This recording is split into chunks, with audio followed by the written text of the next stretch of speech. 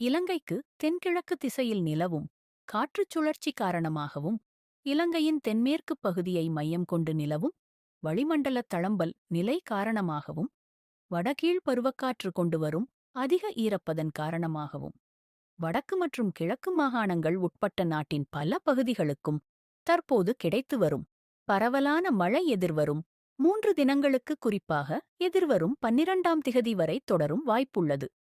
குறிப்பாக நாளையும் நாளை மறுதினமும் நாட்டின் பல பகுதிகளுக்கும் கனமழை கிடைக்கும் வாய்ப்புள்ளது.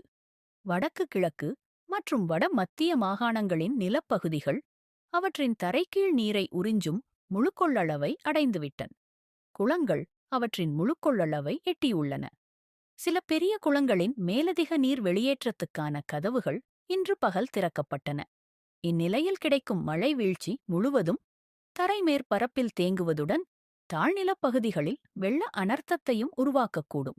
எனவே வடக்கு கிழக்கு வட மத்திய மாகாணங்களின் தாழ்நிலப் பகுதிகளில் உள்ள மக்கள் வெள்ள நிகழ்வுகள் தொடர்பாக அவதானமாக இருப்பது அவசியம். மேற்குறிப்பிட்ட 2 நாட்களிலும் மத்திய ஊவா சபரகமுவ தென் மாகாணங்களிலும் கனமழை கிடைக்கும் என்பதனால் குருநாகல், கண்டி, மாத்தளை, நுவரெலியா, பதுளை, கேகாலை மாவட்டங்களின் சில பகுதிகளில் மண்சரிவுக்கான வாய்ப்புகளும் உண்டு. நிலச்சரிவு நிகழ்வை பல காரணிகள் தூண்டினாலும் இலங்கையை பொறுத்தவரை தொடர்ச்சியான மற்றும் கனமழை வீழ்ச்சியே காரணம்.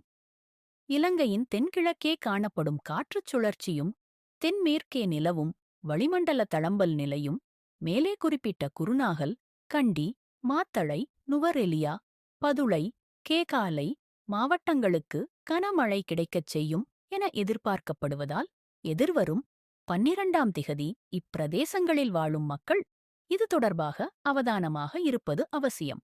தற்போது நிலவும் வளிமண்டல நிலைமைகள் காரணமாக இலங்கை முழுவதுக்கும் பரவலாக மழை கிடைக்கும் வாய்ப்புள்ளது.